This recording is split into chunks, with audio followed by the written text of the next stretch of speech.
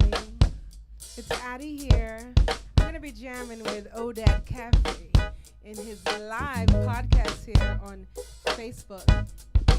I hope you like what I'm going to be doing. This first number is called My Roots. I wrote it about 3 years ago during a very special event that happened to the world. I hope you like it.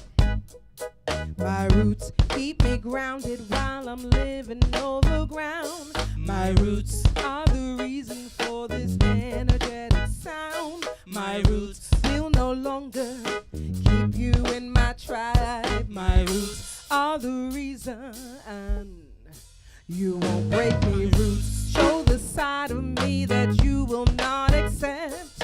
A strong woman full of pride, demanding your respect. My roots will no longer keep the silence down. My roots, my roots, calling on my roots, calling on my roots, calling on my roots, calling on my roots. Tick tock, here's a message from the water's mouth. Know that everybody's special, that's something to shout. I have got much respect for Father Time, but it's Mother Nature juices keeping me up on this ground. I'm a strong woman. I know it means something.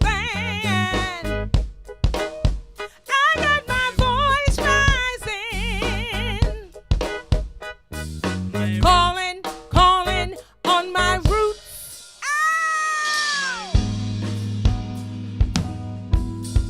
Calling on my roots, calling on my roots, calling on my roots. Yeah.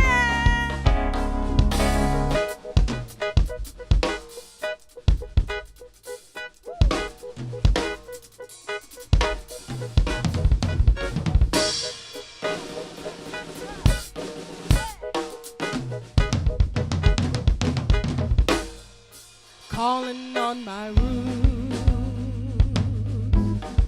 calling on my roots, calling on my roots, calling on my roots. I'm a strong woman full of pride, connected to the one inside, waiting for my voice to rise, calling on my roots. Calling on my roots. Calling on my roots. My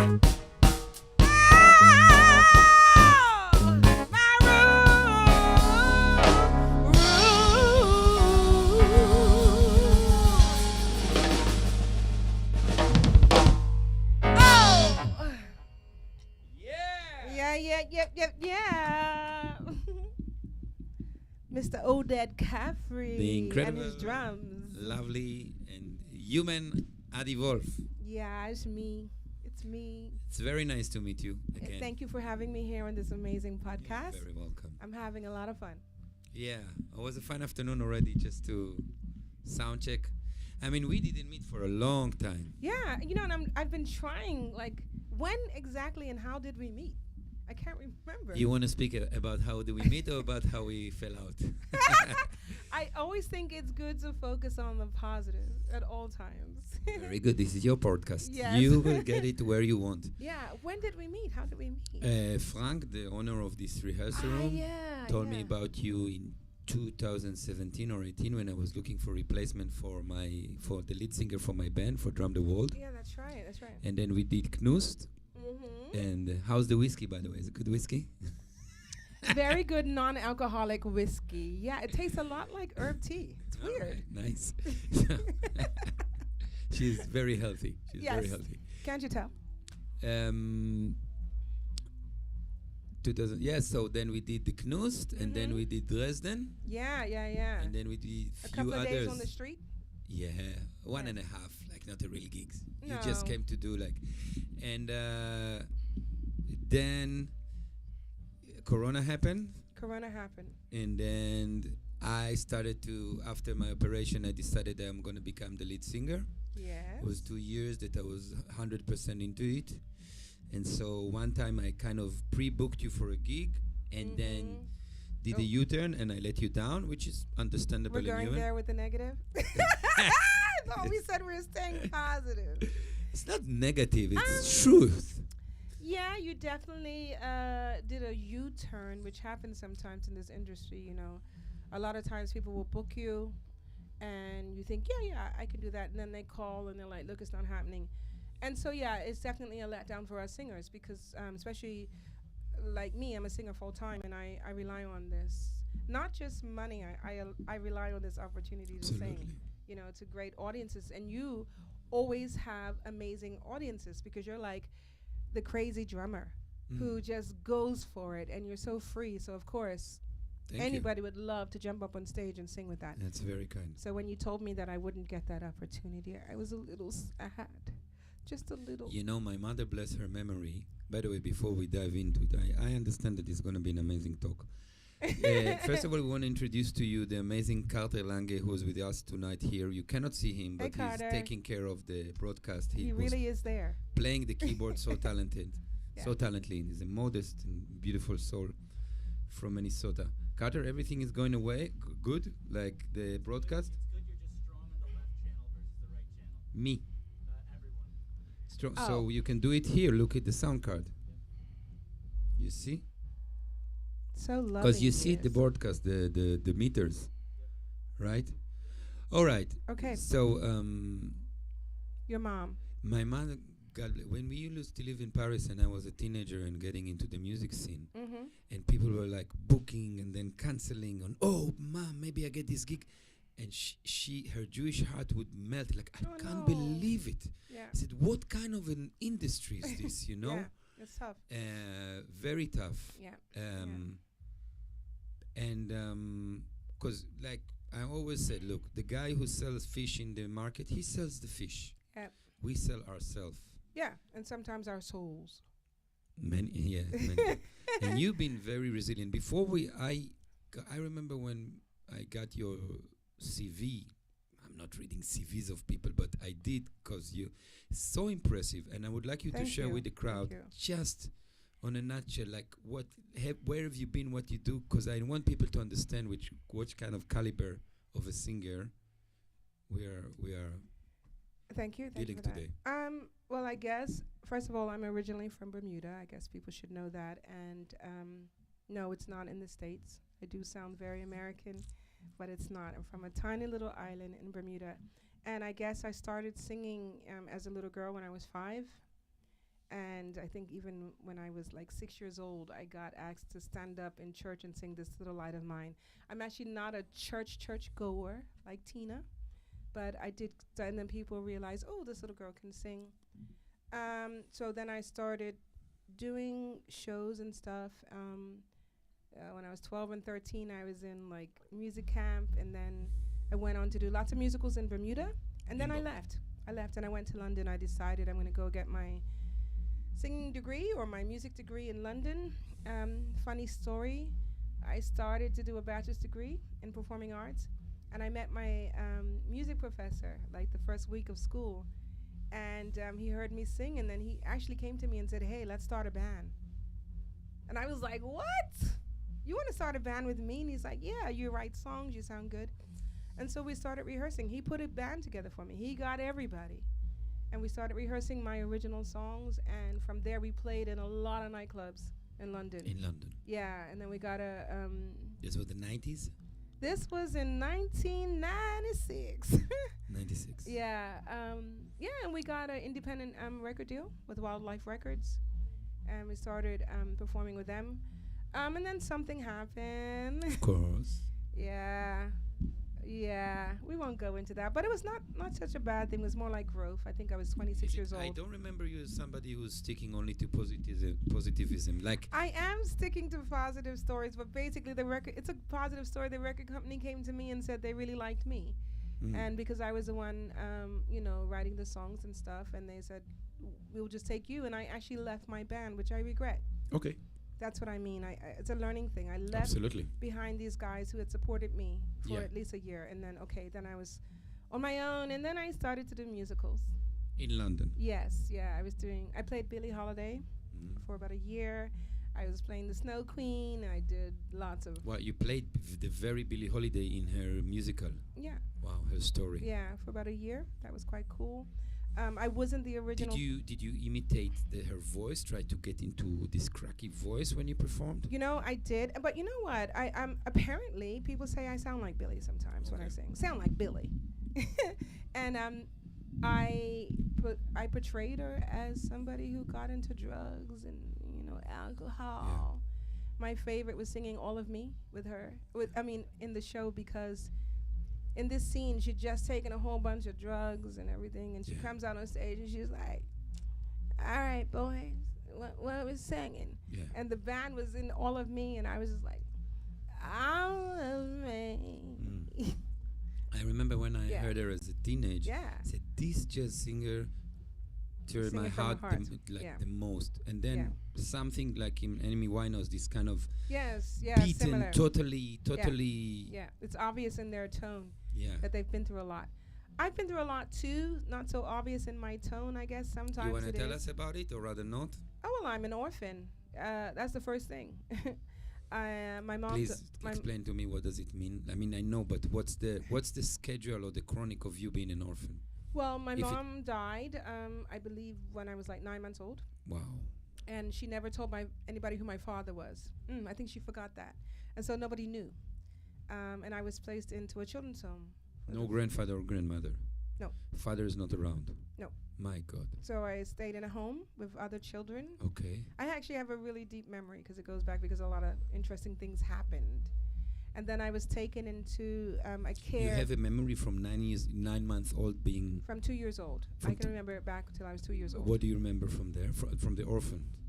Yeah, it was an interesting orphanage in Bermuda. Interesting. My God. Yes.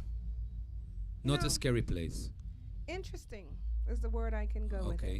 it. But then this lady who had said that she was my mother's best friend said, oh, her mom had said that I'm supposed to have her. Okay. So at 2 years old, I went to go live with this woman. Uh-huh. But I don't think she knew the definition of living. So basically, she made me sleep on the floor. Okay. So I didn't have a bed. Oh my God. And sometimes she forgot to feed me. Oh my God. So I had to feed myself with the leftover dishwater that was in the sink. It's a funny And she taste. was a single woman. She was single. She had 2 sons, but she was also a singer. And she would like, I think, tell people that, oh, she taught me how to sing, but I don't think she did. Okay. So yeah, I had to get by. And her son were okay with you? I ran into them. I don't know. I was in my 20s, and they were like, "Oh my God, you were so good at math. You used to do our homework and stuff." Yeah, I used to be very, very, very intelligent. And then something happened, but I got by. Basically, and then more than getting by, because I want to tell you that I know some cases of adoptive kids.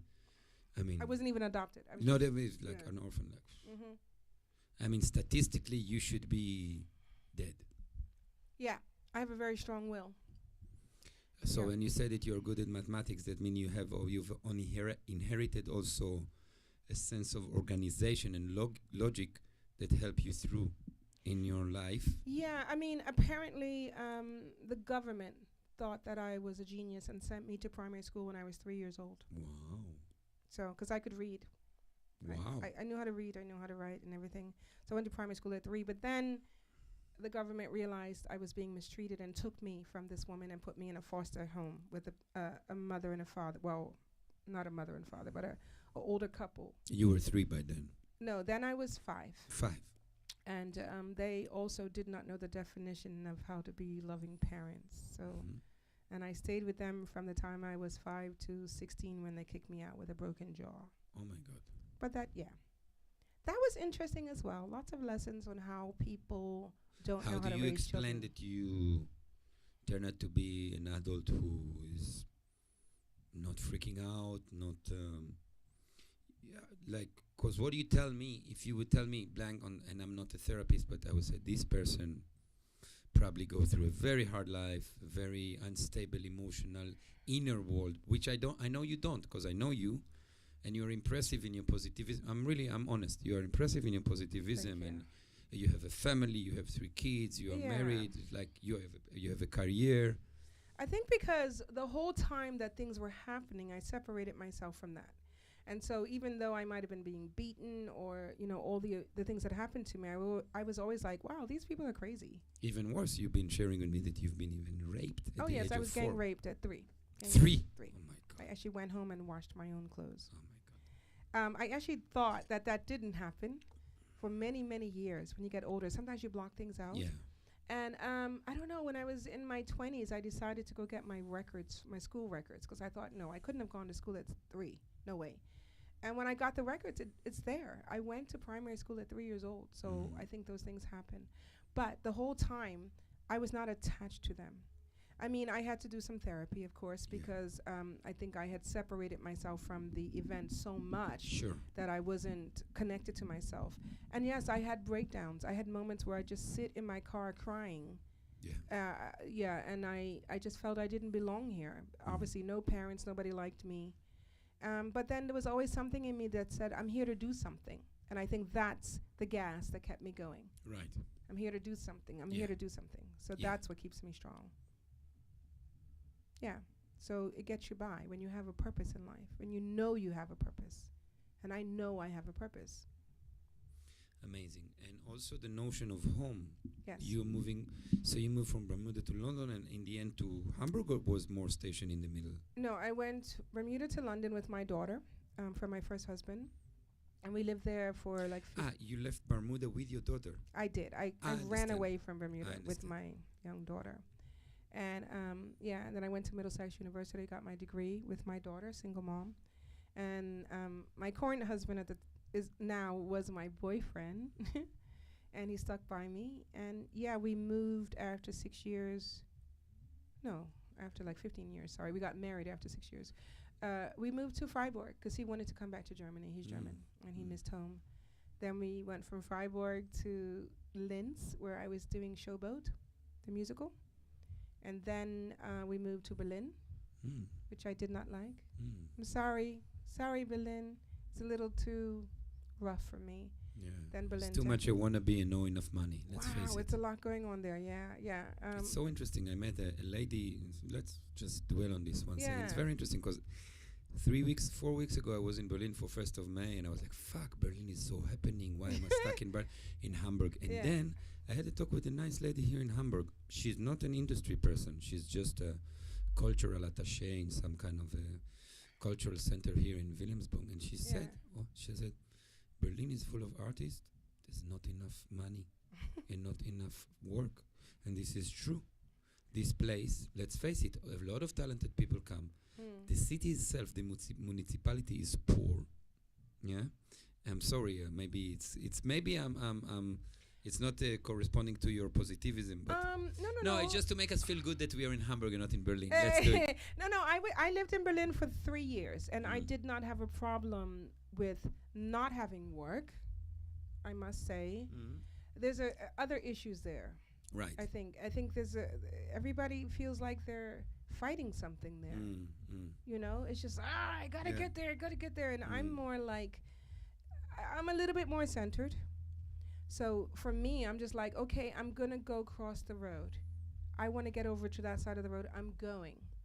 And I notice other people like they want to get across the road, but it's like, oh man, I need to get across the road. Right. Like, what am I gonna do? Oh, you're in my way. You're like, okay, just cross the road. Sounds a little bit like me sometimes. Sometimes, and you better not stand in my way. Don't get in your way. But you know, when you're on your train and I'm on my train, those trains ain't gonna cross over, so it's okay. No, by the way, I'm totally shifting towards yours, and one of my most beautiful time was Corona when there was no river to cross, just fucking chill, you know. Many rivers to cross. Yeah. I'm coming with a kind of out of the blue question that has to do. You never look for your father? Well, she didn't tell anybody who my father was. Mm. So recently, I was on. I have 4 older sisters, and I had 2 younger. I had 2 brothers, but one of them passed away. Actually, my brother used to From play. the same mother? Yes. Who passed away? Yeah. Older than you? My youngest brother was 9 months younger than me.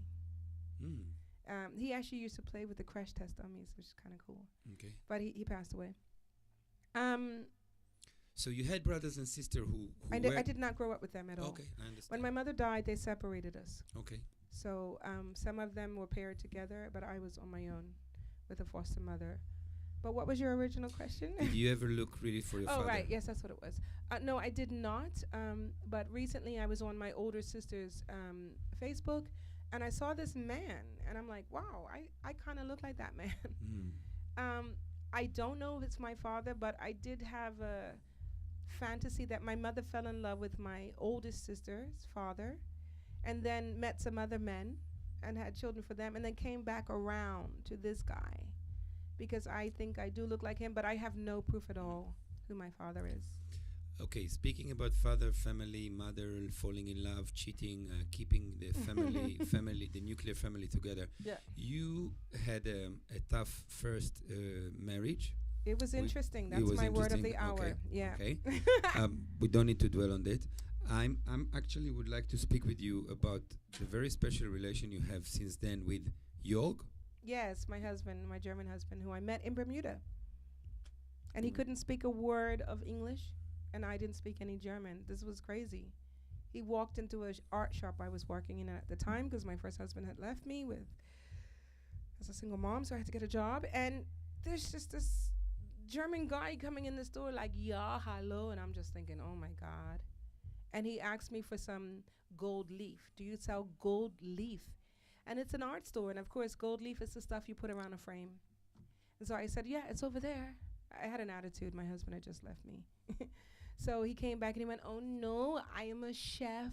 I need gold leaf for a cake. And I'm like, does this look like a cake shop? Like, guess I was like, not so positive then. I was an angry woman at that time. And so he said, oh, do you know where the cake shop is? I'm like, do I look like a telephone book? And he basically, in the end, I showed him where it was, and he left. And then 6 weeks later, he came back to the art store, and he was much thinner.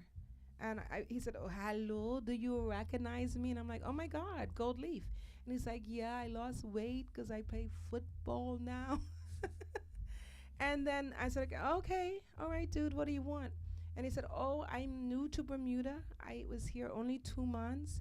And where do you go dancing? And I'm like, oh, my God, I'm not your personal guide. And I said, yeah, you can go to this place called Oasis. And he goes, okay, I pick you up Friday. And I'm like, amazing. Oh, my God. And that's how we met. And we've been together for 29 years. Amazing. And what did he come to do in Bermuda? Just vacation? He's a chef. He's a pastry chef. So he was learning He was working there. Working. Yeah.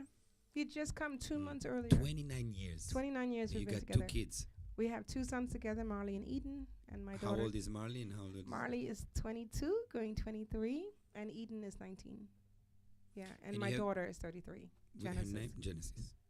Yeah, I like good names. Genesis, Marley, and Eden. Very beautiful. My son is also named Marley, and I did call you. Yes. Said, hey, we're thinking about Marley, because when my wife came with Marley, before, oh, great, I love Bob Marley and Marley.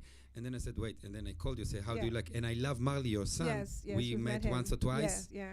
I remember that he told you that your show with Drum the World was the most exciting show of you he ever saw. Is it true? Yes, he was in the audience with his friend, and he really did like it a lot, so that was good. But, Marley was not supposed to be called Marley. He had a different name, and I decided to have Marley at home. I did not go to the hospital.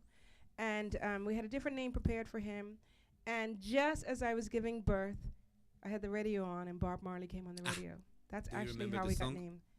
I think it was No Woman, No Cry, which is interesting because... You know that before I was falling asleep to my operation with the anesthesia, they tried to put the needles, and it was not there, and then I fainted. Ooh. And I woke up and I was stoned, and I said, oh, I'm stoned, I need some reggae music. So he said, you want reggae? I played. I said, what? I said, Bob Marley. Which? I said, Survival. And they played the album, and the song that accompanied me to my deep sleep was wake up and live your life. Ah, that's cool. So when my beloved girlfriend and future wife Jessica said, she always have special name because our daughter name is Myla. Yeah, that's You right. would agree it's quite yeah, special. it's beautiful. And then she was looking feverishly for a name for a boy and didn't find. Mm. And then she came with Marley, and I like, sure. He's African, is my favorite singer, and it's people don't know, That you know, but yeah. it's Jewish. Yes, yeah. You know, both my sons have Jewish names. My youngest son, his name is Eden Levi Wolf. I mean, honestly, if you see that name on paper, you think you're going to meet a Jewish guy, and then Yeah. and then Eden shows up. Mm. Yeah, I think names are important. I think, you know, whatever you name your child is going to hold that energy, and they're going Yes. to go through with that energy in the Yeah. world. Yeah. Yeah. So You know what Oded means in Hebrew? no. Courage. Can you tell me what Adi means in Hebrew? Yeah, Adi is, I'm almost sure that it's some kind of a diamond. That's really nice, but it's actually not even my first name. What is your first name? My first name is Janaea, Right. and my second name is Adilla, Hmm. and my last name is Wolf. And so I just decided, let me cut Adilla in half, and Adi Wolf is my performing name. You know what's funny about Adi Wolf? Yes. Okay. Please tell me the story about Well, the bunker. No. I don't know if it's about the bunker, but everybody knows that Hitler's nickname was Wolfie. Oh my God. And then Adi can be Adolf, so Adi Wolf, it's like wow, a black we're going singer there, in Germany. We're going there, It's people. funny. Well, I'm very sensitive to Adolf, because my family got killed. But fuck it. But it's I funny. think I'm quite sensitive to him as well. I think he also killed a lot of blacks. But I mean, someone, when they found out my name here in Germany, they also said, "Oh my God, you should change your name." And I was like, "Why? Do people think that it's me? That Hitler came back through me? Like, I don't think so. Hello, it's okay."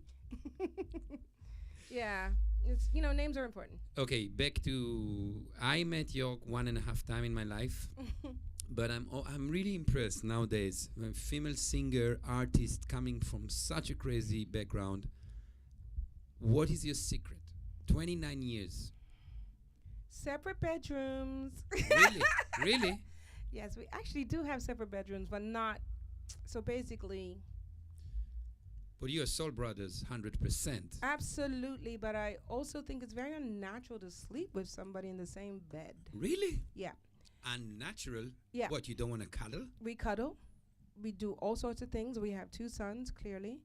But I don't know. Sometimes when it's time to go to sleep, Mm. it's like, oh, I need my space. So Maybe I can project. No, I'm serious. okay. It has to do with the orphanage. Like you need to have your space because most of your childhood you were like, I need my space to survive. It's a possibility, but I think it's just my energy. I have a lot of energy, and my husband has energy, and the dog Layla. Has energy, Yes, and she wants to sleep in the bed. so she sleeps with you, with him. No, well, I don't always sleep in my own. But when I'm in the bed, the bigger bed, there's my husband, there's Layla, and me. And then I don't go to sleep so early. I'm up. Sometimes I want to write a song. Sometimes I want to paint. And so that's another reason that sometimes I'm just up. And I don't want to keep waking up my husband, so I'll go sleep in the other room. Okay? That's how this started. Then, when I did sleep, this is what you hear at about 10 o'clock, because my husband is a master pastry chef. He needs to be at work at 6. Mm. So this is what you start to hear. First of all, from my husband. I'm like, oh my God. And then you hear from my dog. And I'm like, oh my God, what's happening? I'll put my earphones in, but yeah. Okay. So then when I slept in the other room, I just had such a great night's Okay, sleep. I understand. And I talked to my husband. He's like, oh my God, I had such a great night's sleep. Yeah. And I'm like, okay. So bottom line, find the balance, find the right way, not and to don't be. change who you are. That's our biggest secret. So when my husband met me, I wasn't a great cook. I live in a very clean house. It's very tidy, but I'm not concerned about cleaning every day. Mhm. And it's just not going to happen. I'll clean when I feel my house is dirty. He never, ever comes to me and go, what's for dinner, honey? Mhm. And I'm like, I don't know, you tell me. So that he never asks me to change. He lets me be who I am. And I think 12% of the time I let him be who he is. That's very. So I do think that's a secret. And we talk. We talk a lot. We communicate constantly. That's nice. Sometimes I say, oh my God, I hate that I love you. Mm. Because that love is there, but I do not like the things he does. Mm. So, but we're going to talk about that. What's freaking you out? You don't need to go into private details, but what kind of things freaks you out, or did freak you out in the? Next question is about the upbringing of your kids. Yeah. So, you know what? Let's combine the two questions. Okay. So Jörg and I are so different, and I guess it's a human problem that you expect people to react the way that you do on things. Yeah. And I have so much passion. Oh my God, I want to do this. And basically, my husband's idea of passion is I need to get home and watch that football game. Okay. So we fight a lot about that, or we Okay. argue a lot about that, because I don't understand how you can sit down and watch other people pursue their passion. He's not playing football. He's Fair not. enough. So we talk about that. With the kids, yes, it's totally different having a mom who's a black woman who's raised a certain way, and a German father who's like, alles okay. Like, oh no. So an example, we talk about Marley. We love Marley. I love all our kids. But Marley would say, Dad, can I have a sandwich? My idea is, can you make it yourself? Go make it yourself. Whereas my husband's like, okay, Marley, I go. And he'll go in the kitchen and prepare him a sandwich. I'm like, why are you doing that? So we had a lot of parenting disagreements. Sure. And, he's like, yeah, but the way I was raised. And I was like, yeah, but the way I was raised. And I'm the woman and I'm always right. Yeah. Back to the upbringing of Eden and Marley. Yeah. You are a career woman. You Yeah. are a passionate. Yeah. Not career, but you're a passionate artist. Yeah, they've only known me as It's that. it's yeah. your life. Could you try to go back to 20 years ago when Marley and Eden were very young? Marley is 4, Eden is 1. You have no life, literally. Did you have a life? How did you combine? Because that's what I'm experiencing now. And I'm not the mother, you know? I think that's what's great about Jörg as well. He decided, or we had a mutual understanding, that he would always be the person to mainly be at home, because he is. He goes to work at 6, he comes home at 4. So he's going to be there. And he believes in me, thank God. And if I had to go do something, he would watch the kids. What's wonderful about, and I knew this before I had my sons with him, when Jörg met me, my daughter was 2, which is not his daughter. And I was also performing then, and I could not find a babysitter anywhere. And this man that I had met probably 2 months before said, I'll watch her. This was incredible for me. Absolutely. Absolutely incredible. And so I already knew he had that mother-fathering instinct to take, and I could leave my kids with him and feel safe. Amazing. And he continued. Even when Genesis was, I think, 12 years old, she had her tonsils out. And I'm very squeamish and stuff. And he actually spent the night in the hospital with her. So I've got a really perfect husband for that. So yeah, when the boys were young, either I took them with me or Jörg watched them. But the show must go on. That's such a great saying. The show must go on. It must not stop. So I carried on with my show. Very good. Yeah. I think a lot of other moms need to know that it's okay. Yeah, I think others' mom needs to know that their show or their husband's show. What do you mean?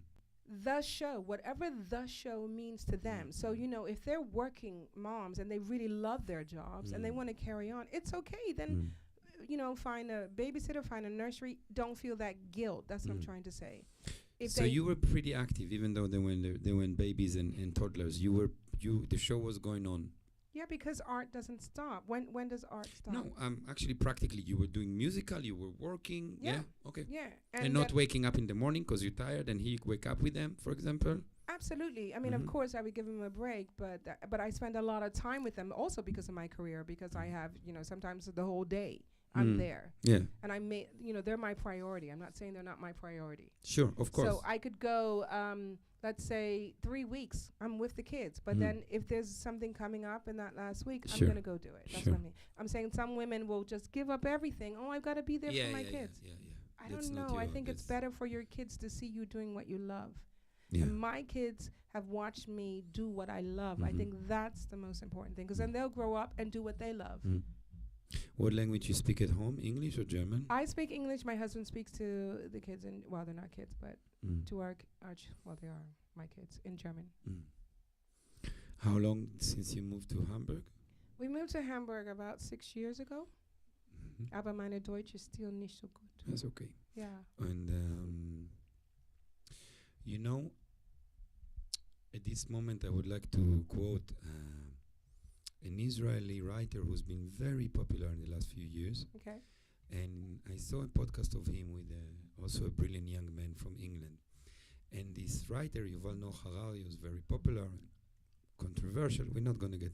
He said something that struck really strong. He said, the best conversation I had in my life were conversation where there was a space to get bored. Mm. He said because, and he gave the other example. He said when you meet with, because he's so successful, you meet with the CEO of Google, when you meet with the with the president of Germany, or Mhm. those people, they have 1 hour for you, Mm. and they are so busy. Mhm. So we have 1 hour now, and let's speak. And then what is going to happen? You're going to repeat things there been already that you agree on. Mhm. And I feel that between you and me, because we didn't speak for a long time and we didn't play, we didn't see each other, there is a lot of things to do in the future, Yes. and maybe to speak and maybe not. So I just wanted to tell you, I don't know where the conversation goes.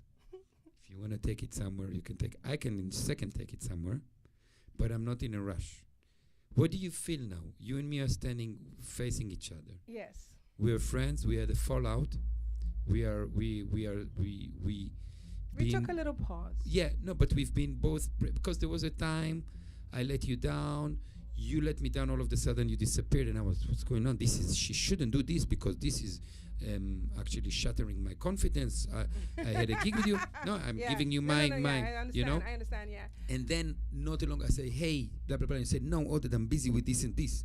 Okay, and then I came and I said, you know what? Let's give it a last chance. I don't care how she answers. Say, Adi, I have this podcast.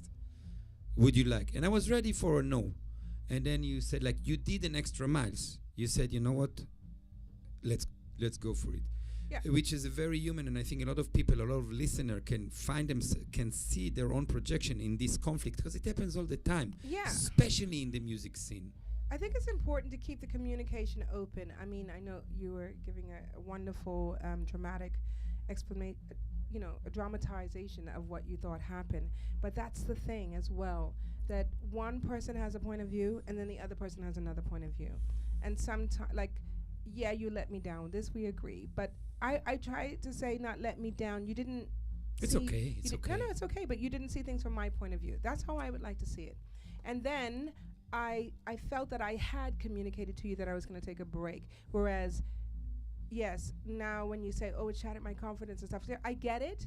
But for me, that wasn't my priority right then. My priority was also keeping my boundary and keeping myself where I needed to be. So that's funny, it's that whole adage that two people can see an accident and two people can explain it totally different. Totally different. Right. So then it's about taking time away, which we did.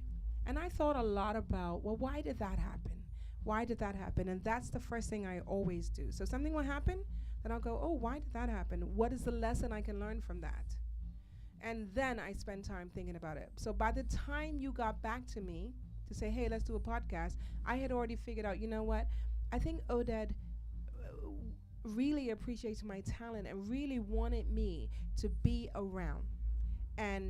But he also maybe not realized what I needed for that to work. So I felt that my needs weren't met. So how do I work with this guy now and have my needs met? So if you remember when you asked about the podcast, I actually expressed, oh, this is how I feel, but look, I need to have this and this and this.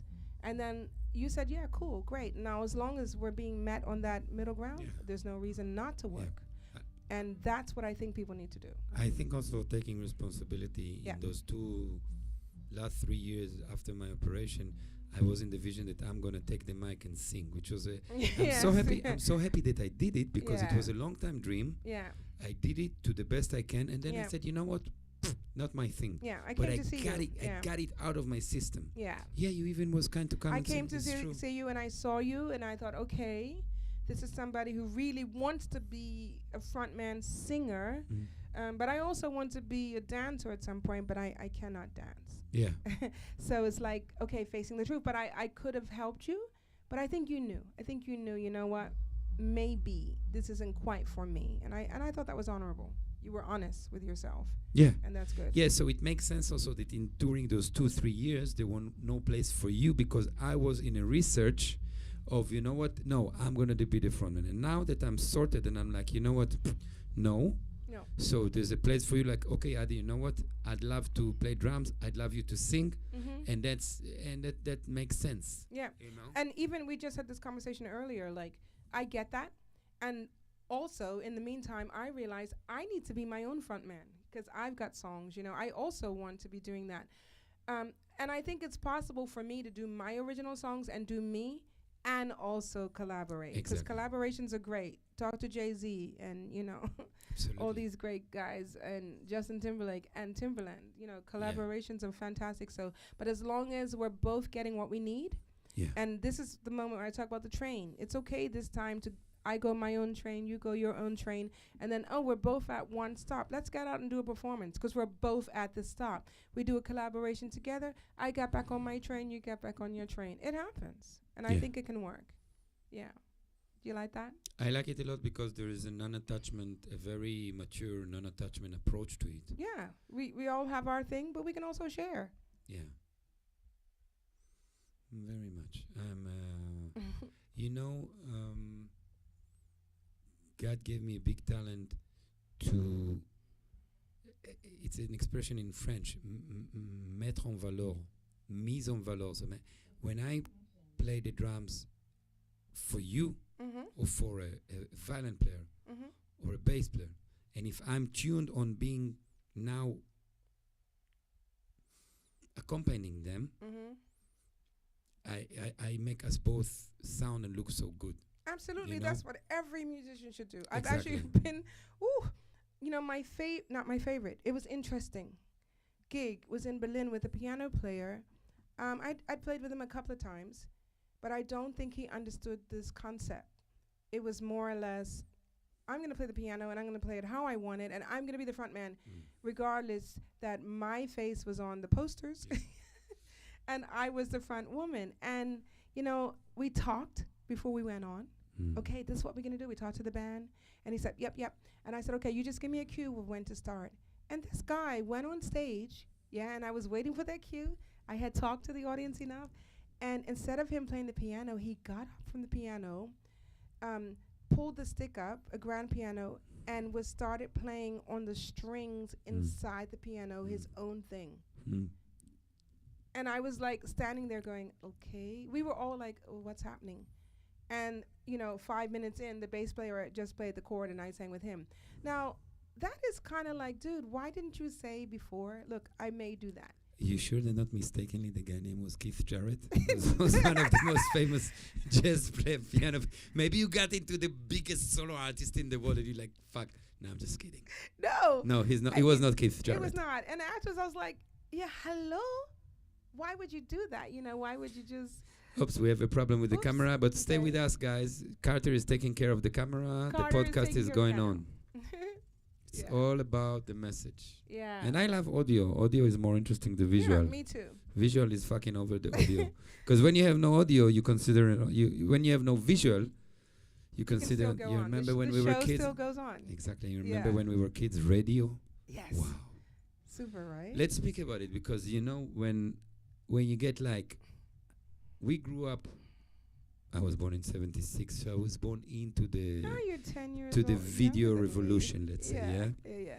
Video killed the radio star. But I remember listening to Pink Floyd at 4 years old, sitting there and going through a crazy experience. And then later, I discovered that real people play this. And I'm like, no, this is too small. It can't be that what I heard and the inner experience I had listening Yeah. to Pink Floyd Yeah. is made by those human beings. This is much bigger than this. Yeah.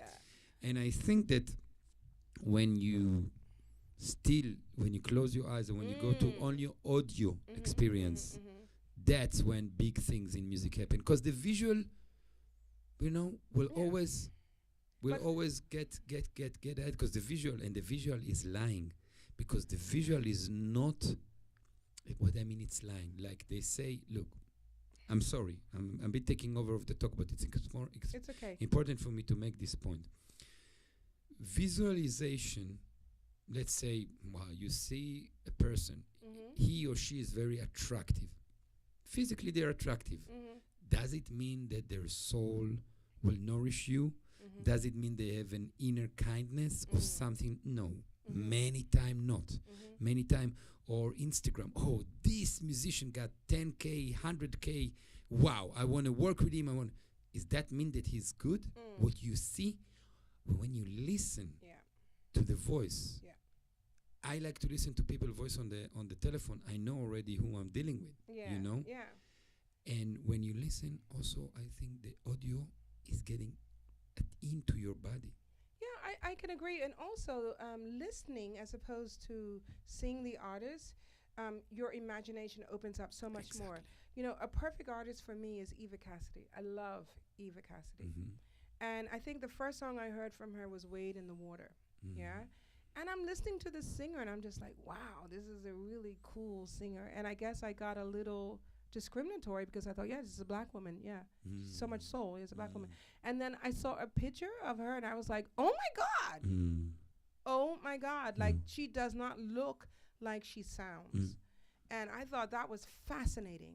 So, when you see an artist right away, like say is a rocker, he's t-shirt, long hair, flip-flops, and you're like, okay, he's gonna do rock. And you already set that judgment and you kind of shut your mind down a little bit, right?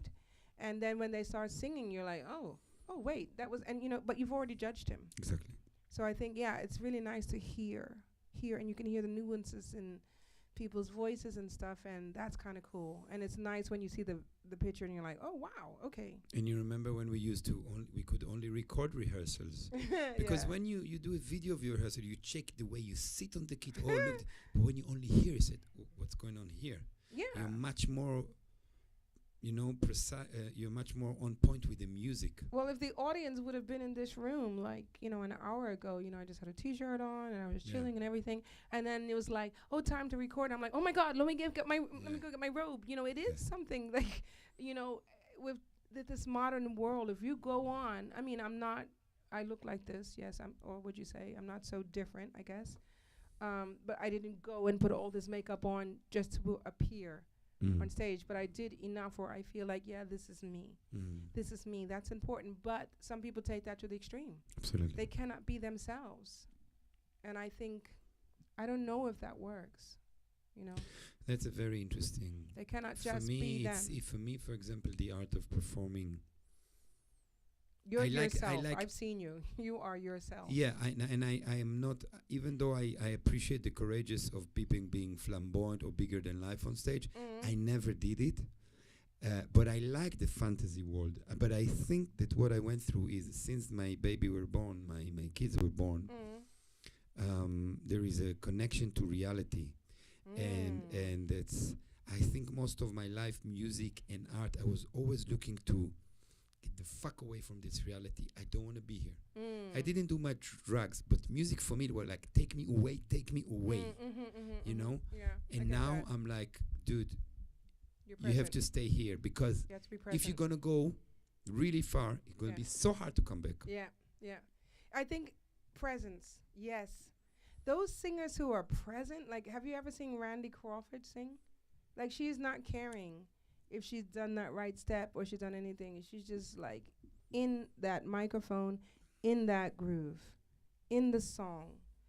And also, as much as I love Ella as well, I think she weren't trying to worry about, oh, we got to hit that. And I think that's why her licks are so great. She's right there in the moment. And Billy, as you said. Nina is actually my favorite. Nina Simone is my favorite She's an artist. artist. My favorite artist. Yeah. Oh my God. I just love everything about her. I saw her at the Royal Albert Hall, actually. my husband took me to see her. And it's the first time I ever saw her live. And I was actually standing there, sitting there in the stands, crying my eyes out with Funny Moment, because he says, "Oh my God, it's okay, it's Nina." I'm like, "Yeah, no, I need to be down there." Can we get the Yeah. chords for My Baby from Nina Simone and try to play it? What? You feel like, or it's a bit too much now? Maybe. Let's see how we go. I don't know if I have the lyrics, but let's try it.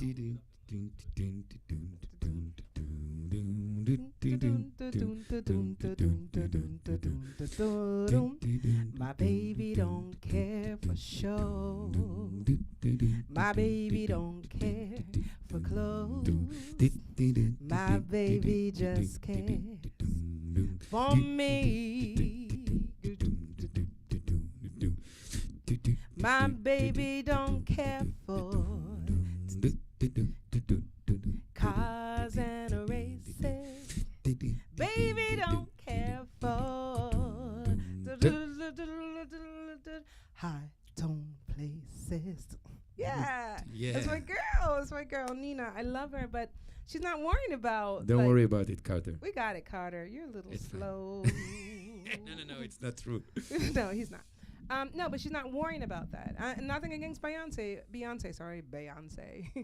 or these younger artists who feel like, oh, I gotta do this and do this and do this. Get into the song. I also like Christina Aguilera, Pink, Tina. You know, as much as Tina was dressed up and everything, she was in the moment. And I think that's the most important thing. Yeah. To be in the moment, give what's coming through you out to the audience. If you're not in the moment, also you can't pick up those fun times. Yeah.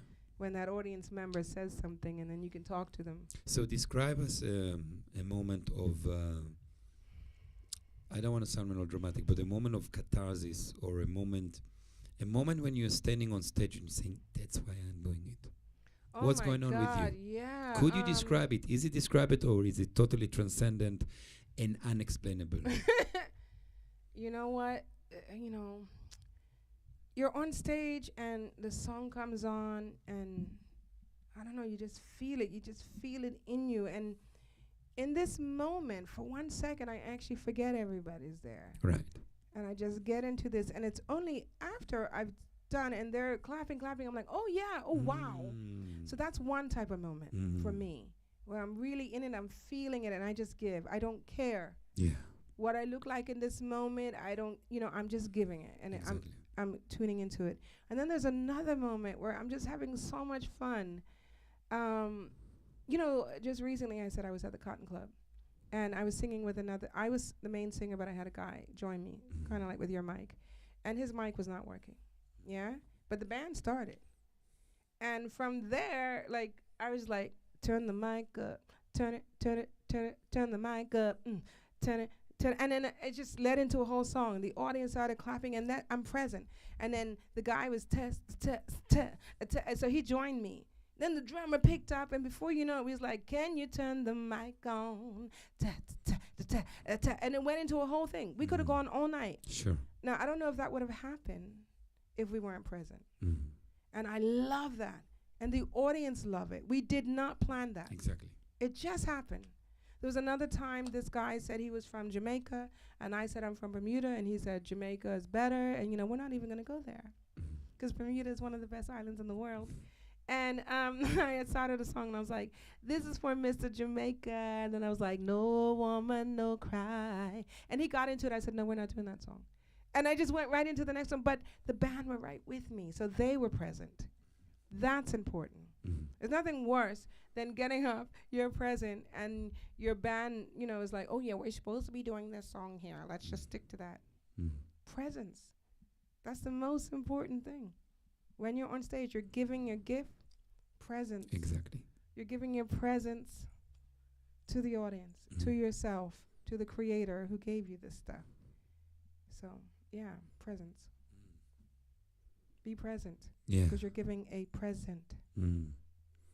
I totally relate to what you say, and I totally remember those moments of, whoa, I was somewhere else, and all of that. They're here, and they like it. Yeah.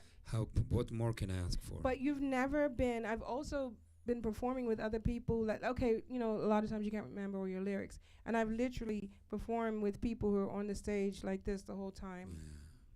Summertime that's and the horrible. living. I'm like, hello? There's an audience there. Yeah. And of course, they're bored. This is the audience member.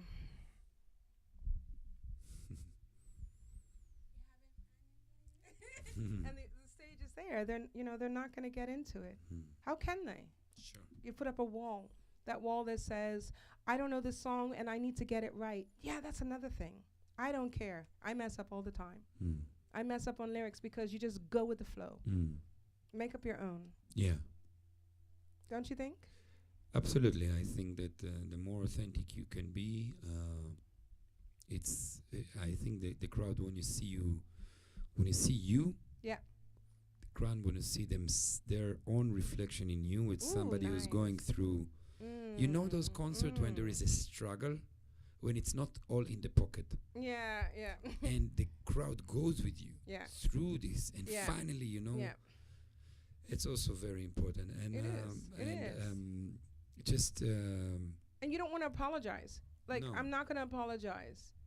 You just go with it. It's when you apologize that is a problem. yeah. Because, like, oh, I'm so sorry. Oh, absolutely. Can't. No. Yeah. I mean, there's a lot of philosophy behind it. So, why do you like performing? Let's turn this interview around. Ladies and gentlemen, I'm going to interview Odette Caffrey. I remember there's being a kid, 4, 5, 6 years old, playing rock and roll of a Israeli rock band, Islam, and jumping on my parents' living room and being the performer. Like, Yeah. and then in class, I used to do the same. Like, first of all, love to music, a deep love to music. Then at 10, I fell in love with drums. Like, you really fell in love with drums. You can see. Thank you. And then today, I'm in a stage where I don't care about performance. I'm looking for the source. And the source of my existence is the drumming, is the vitality coming from the drumming, encouraging me, Oded, encouraging, and making things flow in a better way. I think people fall in love with you when you don't want to impress or to perform. You're just being yourself. Because when you try, like, hey, look, this new dance and this, no. When you're just like, hey, I'm really enjoying this. In my case, this groove, for example, yeah. And you really enjoy it. Yeah. You really there. Then somebody might fall in love is a big word. When somebody will enjoy your performance. Because you're enjoying it. Because you're enjoying it. Yeah. And it's a very fine line. And like he said in this timeless song, The Eye of the Tiger, so many times it happens too fast. You change your passion for glory. Don't lose your grip. Don't lose your grip on the dream of the past. You must fight just to keep them alive. And I want to ask you, what was your dream in the past? What is the dream in the present? And what is your dream for the future? So my dream in the past was actually just to try to stay alive. Stay alive. Outlast the temporary. I'm going nowhere. Somebody take it there. Staying alive. So, yes. Outlast the temporary. Sorry? Outlast the temporary. That's a wish from today's. No. That's what it was in the past. Just outlast this. Okay. Because if I can get through this, I can get to the next stage. Okay. And then, in the present, it is now, I believe that I am an antenna. So, not to get spiritual or anything, but I do think that there's an energy running through the earth. And I think that energy is unable to sing. So that energy is hovering around the earth going, I wonder what it would be like to sing. So it'll choose certain people and go, oh, that girl looks interesting. I wonder what it's like to sing through her. So it chooses me, sing. And that, I think it is my priority to accept that mission. Are you going to accept that mission? I've chosen you to sing the song. So my mission is to stay true to my mission, which is, or stay true to the Creator who has chosen me. Yeah? in the future, I think my mission is to stay true to the gifts that I've been given and then to share. Okay. Do you remember, because for some reason I'm very aware of the fact that for some people, I think you don't belong to this, or maybe you can tell me about your past, but I think that this passion, profession, dealing with this is risky in the point that, all of a sudden, wow, you're on a huge stage and everybody is listening to you. Yeah. Or you get loads of attention online, Yeah. whatever. Mm-hmm. And your appetite is open. And then the day after, you're nothing. You're no one. Or it's not about, or you need to do something else. Or Yeah. How did you deal with moments? And we're going to finish. We're going to end up this interview soon. Yeah. Because I feel like, unless you want to, and we don't need to finish now, but do you remember moments like this? Or did you have moments like, you know what? I should be a musical on my name. Oh my God, yeah. I mean, in the beginning, I started out telling everybody I was going to be famous. Mm. And I'm almost embarrassed now that I used to think that way. Mm. All the time in primary school. Mm. I don't care what you say about me, I'm going to be famous. Mm. And it kept going on into my 20s. I'm going to be famous, I'm going to be famous. And in those moments when I went out to sing, and then, there's a clap, clap, clap. After the performance. And then I'm like, oh, what happened? How come I'm not famous? And then, as you get older, you're like, yeah, okay, this is going to be it. I got a record deal now. Let's do this. Go and I'd perform. And I don't think about being famous when I'm performing. But after, you come off stage and you're like, yep, I did it. Yep. Where is it? And then it doesn't come. And I think, by the way, today's generation is suffering 10 times more. Oh my God, yeah. Because You're all like, they where want is to it? do is Where just is it? famous. Where is my fame? And All then as I got older, I'm like, wait. I think I'm performing for the wrong reason. Right. And that's when it started to change. Mm. So now when I come off, before I go on stage, I'm like, remember what you're going on there for. Remember, stay present, sing. And what is your intention? I set an intention before I do anything. So if my intention is, okay, I intend to be famous after this will be really stupid. Because that's not the great intention. So I'm like, my intention is to entertain the audience. Yes. My intention is to be present. And then when I come off stage, I'm not so depressed. I say, okay, did I do what I came here to do? Yes. So that's the difference. Yeah, much healthier attitude. Yeah, much. So, I don't have to deal with those down days anymore. Yeah. But, I had them. Trust me, I didn't get out of bed. I'm like, what? I did so great. Yeah. How come the phone isn't ringing? Why do I only have one friend on Facebook? What's happening? Yeah. So I changed that now. Very good. It's very mature. Yeah. You have to have your right intention. Yes, you do. You have to be totally tuned, and I think to be thankful and blessful for what you have, be what grateful. you've done. Be grateful. Yeah. Let it happen. Sure. And it's amazing, and I'm very happy that you came today because Thank I wanted you. to. And I'm happy that I came as well. Yeah, it was great, and it's definitely would be it would be a wish for me that we continue in a way which is the way it will choose us. Yeah. You know. Let's just make sure our trains are on the same platform side by side, and then we can do it. You want to change the battery in the camera? What's going on with the camera, Cartels? Oh, really? No. No, it's got full battery. Oh, now it's back. Well, we should probably, that's a sign from the universe saying maybe we've been too hot and time to chill out and cool down. Yeah. Yeah, I'm so okay with that. let's play the last song. Yeah. All Should right. we do that and end it out? Yeah. Sure. So guys, we're gonna leave you with no visual. It's fine. Anyone who wants to listen to the end of the podcast with no visual, that's cool. It's all right. I'm gonna sing my song called Badaba Dang. Cool. I hope you like it. It was written about 30 years ago. Great. Yes. I think the groove is like.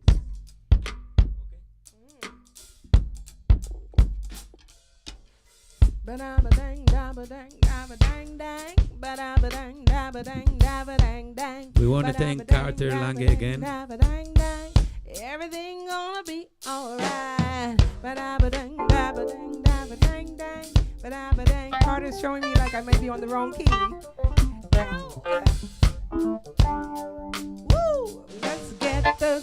groove going. Yeah. Oh yeah. Oh. Yeah.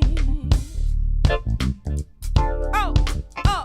Here we go. Yeah. Ba-da ba-dang da ba-dang da ba-dang dang. Ba-da ba-dang da ba-dang da ba-dang dang. Ba-da ba-dang da ba-dang da ba-dang dang.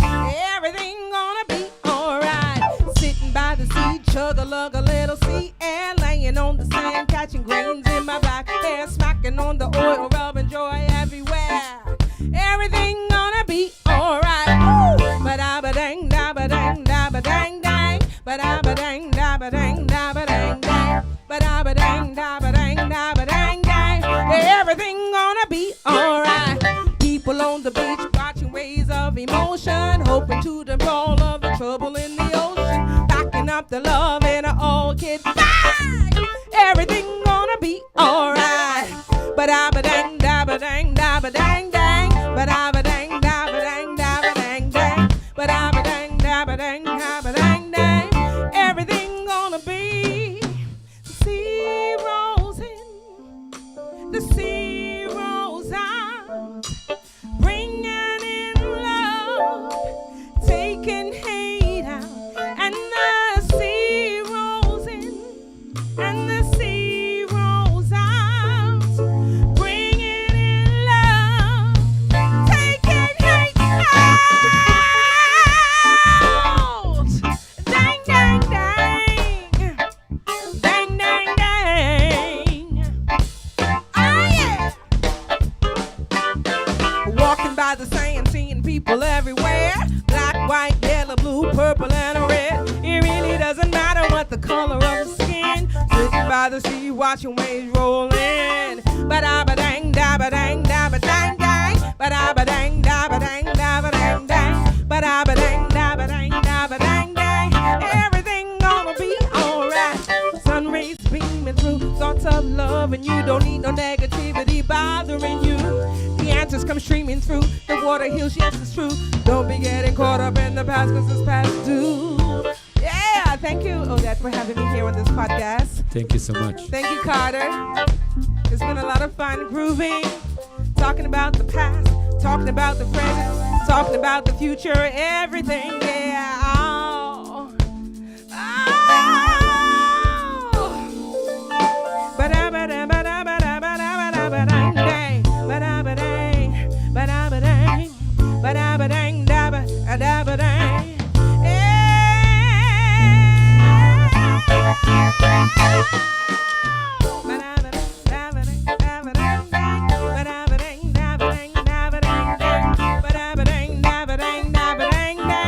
Everything gonna be alright.